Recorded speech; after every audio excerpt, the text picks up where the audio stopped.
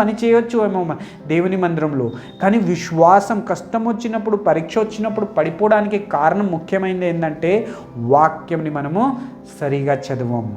వాక్యం చదివినప్పుడు ధ్యానం పెట్టం, వాక్యం విన్నప్పుడు కూడా మనము సరిగా వినం. ఓ బ్రదర్ అండ్ సిస్టర్, చాలామంది విశ్వాసి అన్ని పనులు చేస్తారు, కానీ వాక్యం చదివినప్పుడేమో వాళ్ళ మనసు, వాళ్ళ ధ్యానం ఎక్కడో వెళ్ళిపోతూ ఉంటుంది. కానీ చదువుతూ ఉంటారు వాక్యంని, తర్వాత వాళ్ళు వెంటనే మర్చిపోతారు. ఎందుకంటే ధ్యానము ఎక్కడో ఉంటుంది. కొన్నిసార్లు విశ్వాసులు అన్ని పనులు చేస్తారు, కానీ దేవుని మందిరంలో ఎప్పుడైతే వాక్యం నడుస్తుంటుందో అప్పుడు కూడా వాక్యం మీద ధ్యానం ఉండదు. వాళ్ళు ఏదేదో ఆలోచించుతూ ఉంటారు. ఎందుకంటే వాళ్ళు దినమంతా బయటనే ఉంటారు, దినమంతా ఫ్రెండ్స్తో మాట్లాడతారు, ఫ్యామిలీతో మాట్లాడతాడు, అన్నీ వాళ్ళు మాట్లాడుతూ ఉంటారు. మాట్లాడిన తర్వాత వాళ్ళు వింటారు, ఆ విన్న తర్వాత వాళ్ళకి అదే మైండ్లో నడుస్తూ ఉంటుంది.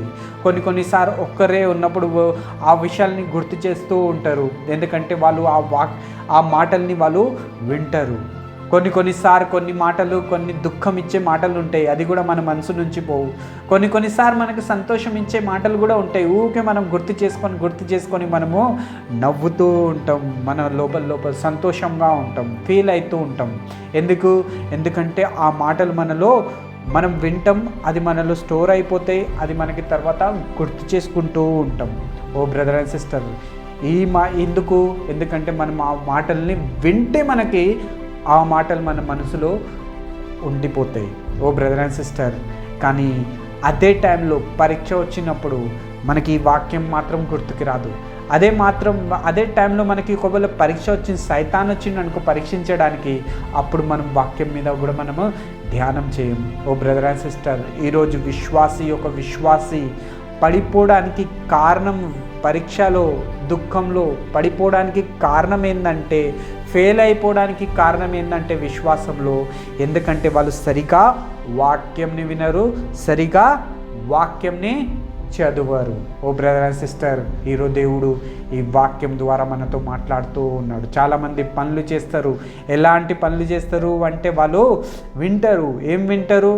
దేవుని స్వరాన్ని వినరు, ఆత్మస్వరాన్ని వినరు. వాళ్ళు మనసుకి నచ్చింది చేస్తూ ఉంటారు. కొన్నిసార్లు మనసుకి నచ్చుతుంది, ఇది చేద్దామా అని చేయాలని అనిపిస్తుంది, అది తినాలని అనిపిస్తుంది, కొన్నిసార్లు వాళ్ళని కలవాలని అనిపిస్తుంది, కొన్నిసార్లు వాళ్ళకి టైం స్పెండ్ చేయాలని అనిపిస్తుంది. ఇదంతా మనకి మనసుకి నచ్చేదే ఉంటుంది. ఓ బ్రదర్ అండ్ సిస్టర్, కొన్నిసార్లు అంటారు, నాకు మనసుకి నచ్చితేనే నేను చేస్తాను, లేకపోతే నేను ఒక్క అడుగు కూడా ముందు వేయను అని అంటారు.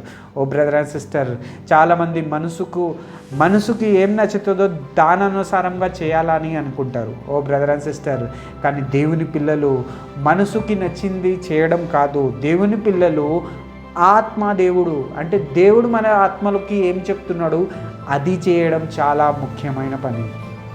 ఓ బ్రదర్ అండ్ సిస్టర్, వాక్యంలో ఉంది, మనసుకి నచ్చింది మనము వినొద్దు, చేయొద్దు. ఎందుకంటే మనసు అన్నిటికంటే మోసకరమైంది, అది ఘోర వ్యాధి గలదంట.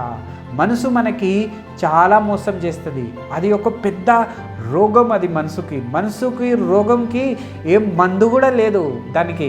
ఓ బ్రదర్ అండ్ సిస్టర్, ఈరోజు దేవుడు ఈ వాక్యం ద్వారా మాట్లాడుతూ ఉన్నాడు. నువ్వు మనసుకి నచ్చింది చేస్తున్నావా?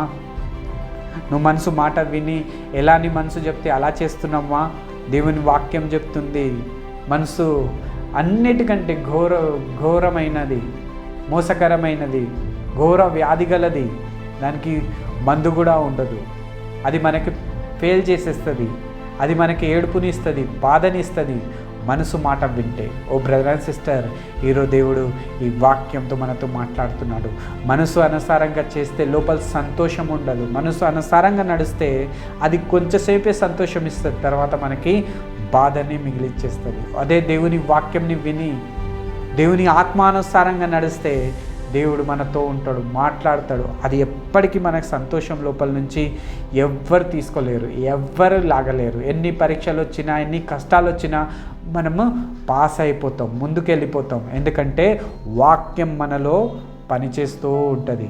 ఓ బ్రదర్ అండ్ సిస్టర్, ఈరోజు దేవుడు ఈ వాక్యం ద్వారా మనతో మాట్లాడుతున్నాడు. పరీక్షని జయించాలా, పరీక్షలో ముందుకు వెళ్ళిపోవాలా అని వచ్చినప్పుడు అనుకుంటే ఎలా అని ఒక ప్రశ్న ఉంటే వాక్యంలో ఉండి వినుట వల్ల విశ్వాసం వస్తుందంట. వింటేనే మనం విశ్వాసంలో ఎదుగుతాం. ఏం వినాలా? దేవుని వాక్యంని వినాలా. ఎప్పుడైతే దేవుని వాక్యంని మనం చదువుతామో, వింటామో, అప్పుడే మనం విశ్వాసంలో ఎదుగుతాం. ఎప్పుడైతే